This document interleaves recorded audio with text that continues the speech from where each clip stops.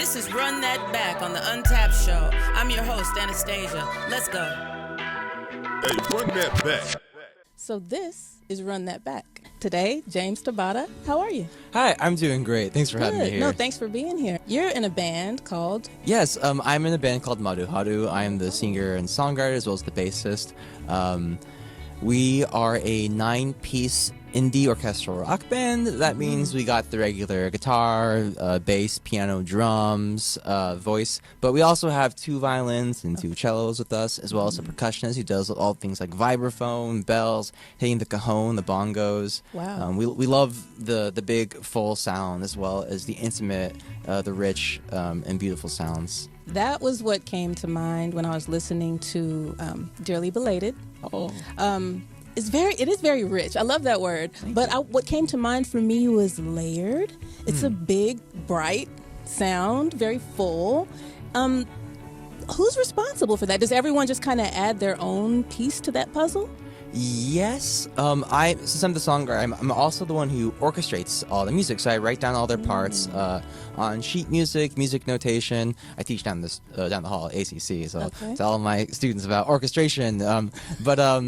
Yeah, so I write their parts for them, and then from there, we've grown together as a band where we know what the original part is supposed to be, but then they're all great musicians, they're all great composers, so then they can improvise based off of those parts, they can add in their textures. Our guitarist, for example, Matthew Lyons, he's this amazing guitar virtuoso, also a great composer. He's got his doctoral studies from University of Texas, Austin, went to San Francisco Conservatory, he knows everything you need to know about music, and he, I don't play guitar.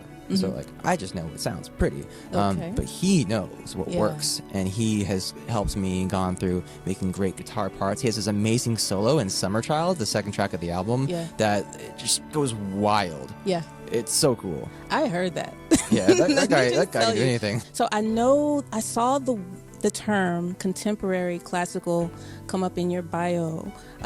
What is contemporary classical? What is classical music these days? That's a good question. Classical music is just kind of everything these days in a way.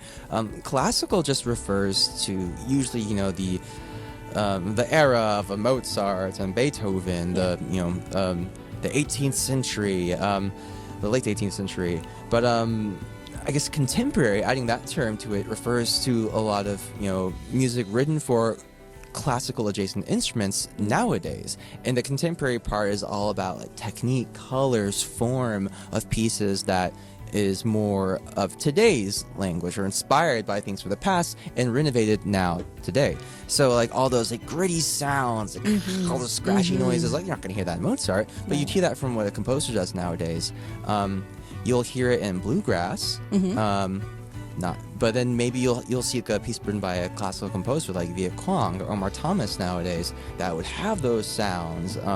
But then the form and the presentation looks like it's a symphony. Yes. Now we're not a symphony. We're kind of like a string quartet with a rock band and some percussion instruments, and then with our choir friends that come to join us for recording. Yeah. But we really are inspired by some of the form and technique of contemporary classical music, all of the colors, the really interesting sounds that they get. And sometimes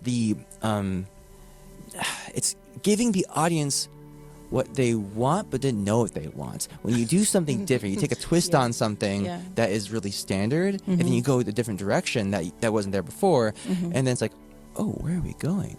Oh, and then you blossom to something different, and then that's kind of what I think contemporary classical does really nicely. I think one of the things I really like a lot about making music is the community, the interaction with people. And I think that kind of brings out that side of me that is, a lot more bubbly, a lot more interactive and like theatrical, because there's an energy you get from people listening, from people putting themselves out there to you. You're not the only one being vulnerable when you make music and when you do performance. So is the audience, because they're opening themselves up to listen, to experience something new, and they're giving you that opportunity to make a statement, to share something. So it's a two-way street, and that gives me that energy. It's that maybe I might be like too reserved for.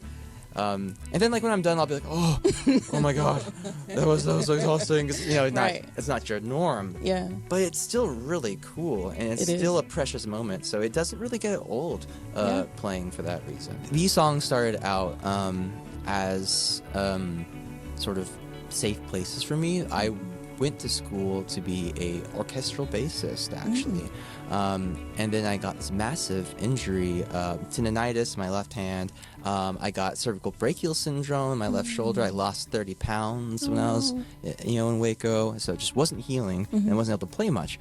So I wrote the song Golden when I was in my dorm room. I couldn't do much. Had this really, really tiny toy guitar. I could do on, and it didn't hurt that much. Yeah. So I wrote that song to be something very uplifting about accepting yourself, about eventually breaking free and writing with what you love. So a lot of these songs really started out very personal. They started about my hopes for myself, for my loved ones, for the relationships with family and friends, to about accepting your own identity, but by doing that, you have to break away from your own self-homophobia, like through the strongest, seeing the love and brightness of someone else then helps you love yourself better. And then it goes into more personal things like, oh, well, that's not everyone agrees with that. Not everyone accepts that. And then also reflecting on the past, like, oh, like your own hesitations, like stopped you from loving when you could have. And then it goes into a last number about empathy, about, so many different things going on in the world that could be made much better if we just felt for one another. So yeah, these were all written from my own personal experiences, my own perspectives, history, stories of my friends. Nowadays, some of the new songs that are going to be on our second album, there's a lot of songs about me and friends and relationships, but a lot of the sounds and the forms are by things like, oh, I know Alan would love that violin lick, or Alan sounds great on that. Gotcha. This is a moment I can let Jordan really go loose on the drums. This space can be a little more empty so that Matthew can do this here. Making space for these people, not just my own ideas, my own self, but also what they bring to the table. That's important.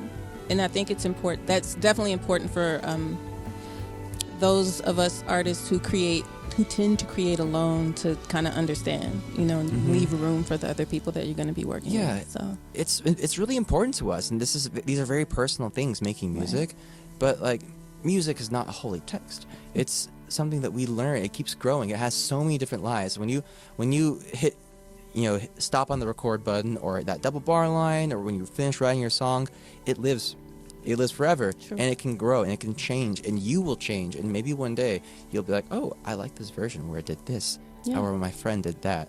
And when you get to the point where you can make fun of your own songs, then those songs can really be alive. Nice. I always say this city is a realm of pies. Haruki, my dog, always has names in the songs. I love that. Sounds like you got some really talented friends.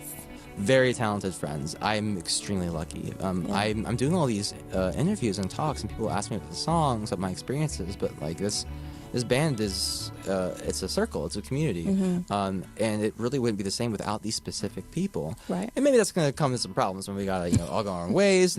But they've left a really solid foundation for what this band is. That when people come in who haven't played this yet, they know what to do because they've left something there for us. Right. So I know that when maybe half the band has to be different people, or majority has to be different people, they've already left their imprints on what this is, on what I am as a musician. And because of them, I'm a changed person.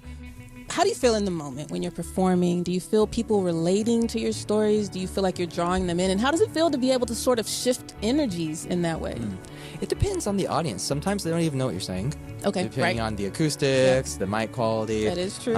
My own enunciation, or forgetting the words, But it's really meaningful. It's what makes playing the same song 100 times all right. Right. One day I'm gonna play To the Strongest, and there'll be no reaction. I just kind of sung really high and strained my voice, But then one day I'll play To the Strongest, I flub my lyrics, or I'm out of tune, and I miss knowing the bass, I don't feel great, and then someone comes to me like, thank you for doing that. And I'm like, oh, that's amazing.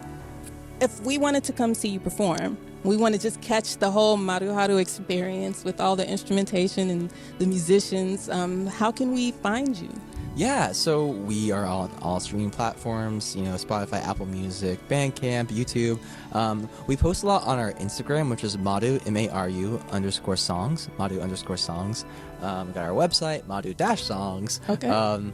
And there's a mailing list there. I'll email people there. But yeah, on August 8th, we're going to be playing at Radio East, and it's going to be a really fun show. The book isn't full yet, but we're going to have a mariachi band play on the set as well.